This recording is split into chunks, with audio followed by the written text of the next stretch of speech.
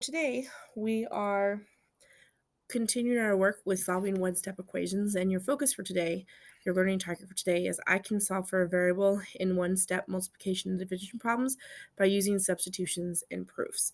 So the format, which I showed you guys in yesterday's video, is going to be very much the same format that you're going to use today.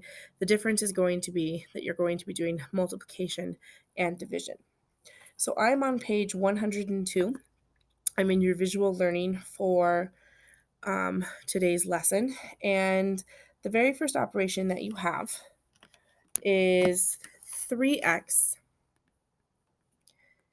equals 45. So if you recall yesterday, I said we're going to be using inverse operations. So again, this right here, this 3x represents a multiplication relationship. So we're going to do the opposite of multiplication, which is division, which this is what that line can represent. It represents division. So I'm going to go ahead and draw my division line here. And whatever I do to one side, because I'm doing property of equality, so if I'm dividing this side by 3, the division property of equality states in order to keep the equation balanced that if I divide this side by 3, I need to divide this side by 3. By doing this, I'm keeping my equation balanced. So it's very important that you show this step because this step is your property of equality. Okay, it's your division property of equality. So I want to see that step when you're going through and showing your work or showing me your proof. Okay, so when I divide both sides by 43, when I am doing the division of both sides by 43, or dividing both sides by 3, I know, because I'm familiar with what 45 divided by 3 is going to be, that it's going to equal 15. If you don't know what that's going to be equal to, what you need to do is off on the side, you need to go ahead and just set up your division equation and solve it. So 3 goes into 45 one time. That's 3. Subtract. I have 1 left over. I bring down the 5. 3 goes into 15 5 times.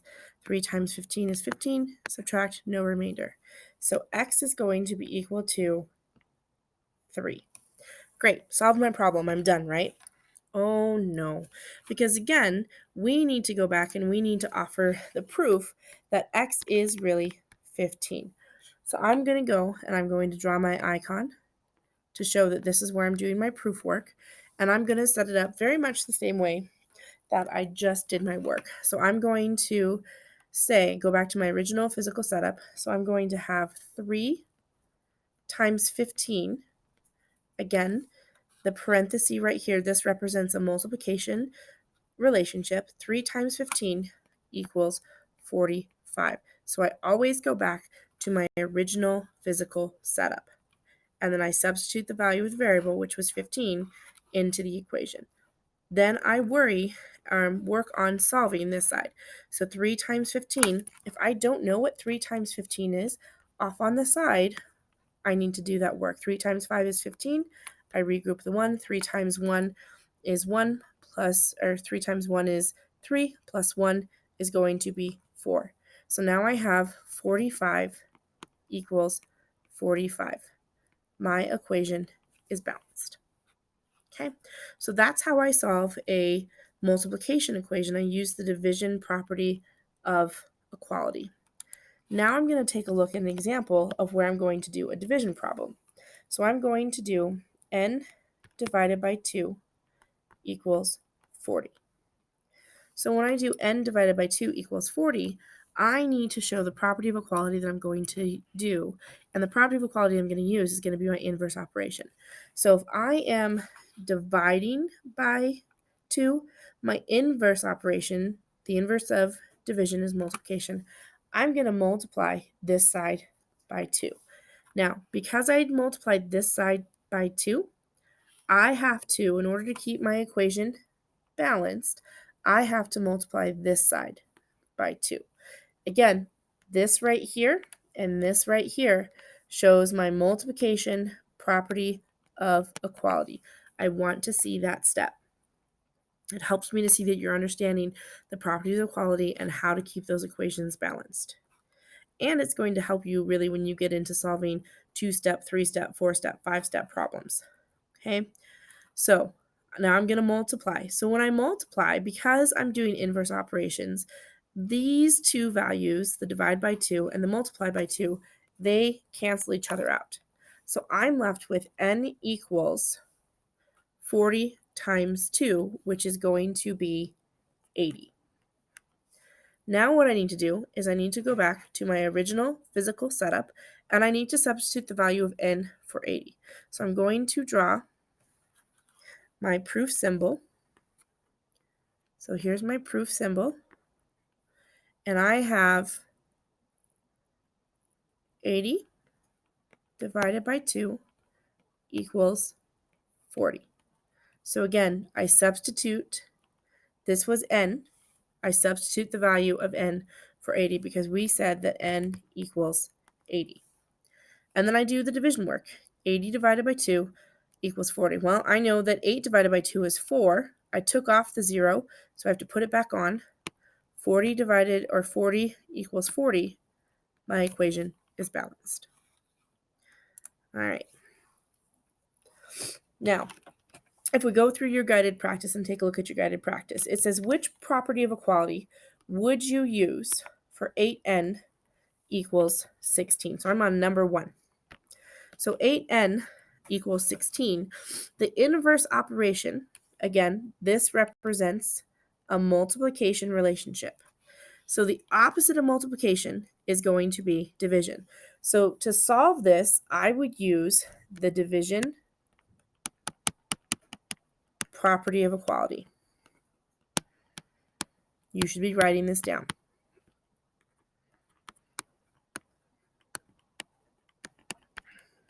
Okay, that's the property that I would use. Because when I divide both sides by 8, that's going to tell me that n is equal to 2. I divide this side by 8, and because I divide this side by 8, I have to divide this side by 8 in order to keep my equation balanced. All right, number 2. Number 2 says, how can you check that your answer is correct? Well, this goes back to the proofs, right? So when we're checking our answer is correct, we're doing a proofs. And the steps that we do when we do the proof is you can, because it asked me to explain, I said, how can you check that your answer is correct? You can use substitution. And again, that substitution,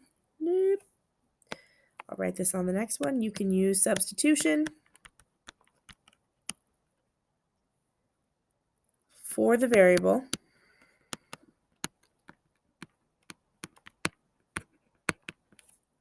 and solve.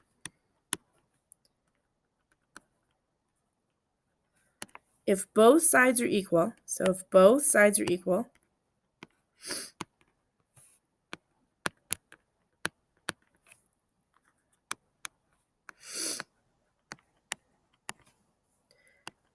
then my answer, I have to go all the way up here, so I'm going up here. Whoop.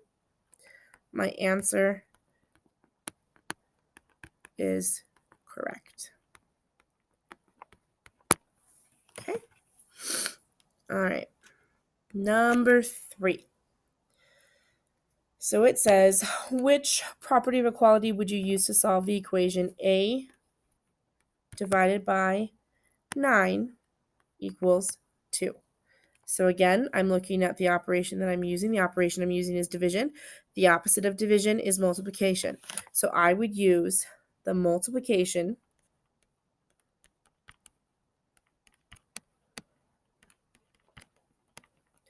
property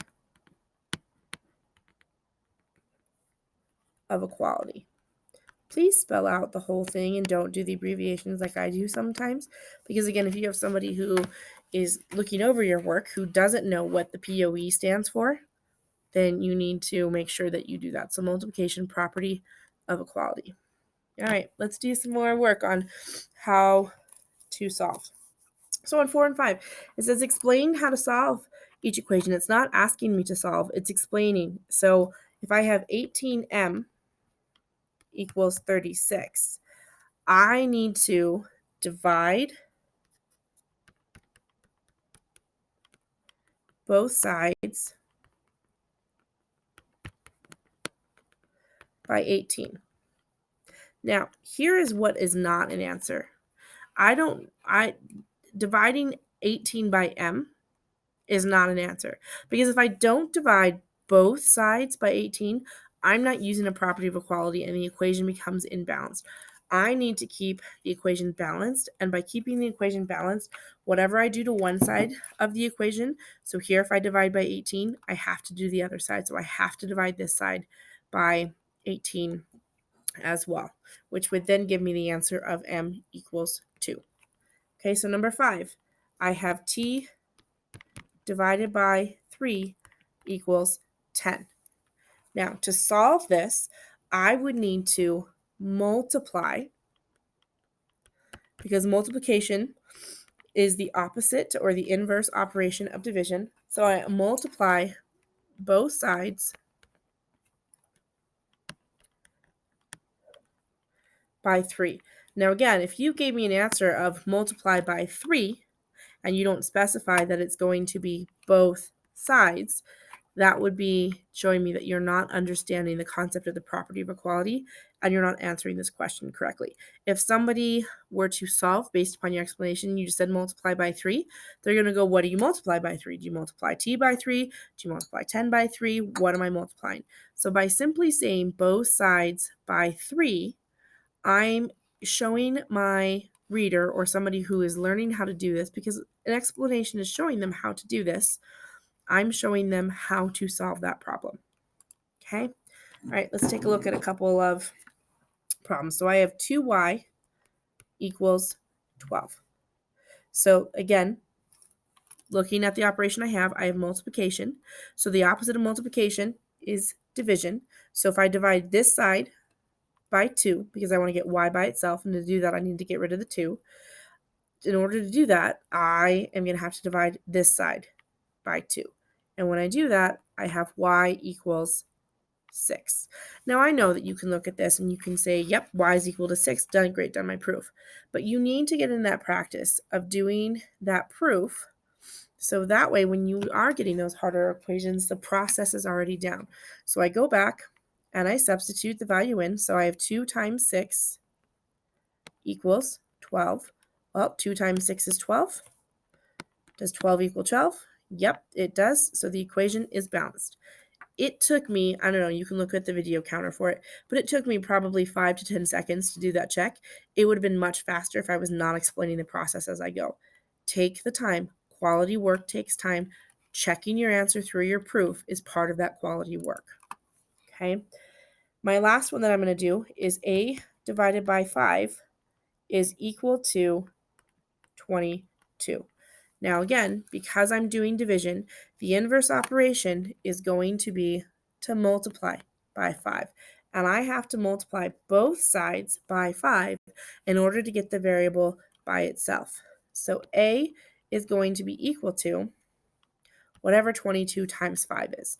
So if I'm not sure what it is, I just need to, off on the side somewhere, I need to do the work. So 5 times 2 is 10, put down the 0, regroup the 1. 5 times 2 is 10, plus 1 is going to be 11. So a equals 111. Now my next step again is going to be to do that proof. So I'm going to do the proof, draw my little icon, and I'm going to say 110 divided by 5 is equal to 22. Now, if I'm not sure if that is, because again, I don't want to just assume that my work was right, because that is not doing a check, right? Check is actually going through and doing the work. So if I need to, I'm going to go do my work off on the side and set up the division equation to make sure that I have it right. So I'm doing a different color. So I have 110, and I'm just going to use this 5 here because it's there. 110 divided by 5. 5 goes into 11 twice. That's 10. I subtract 1 left over, bring down my 0. 5 goes into 10 twice. That's 10. Subtract, nothing left over. So what I have is I now have 22 equals 22. So my equation is balanced. So I hope that you are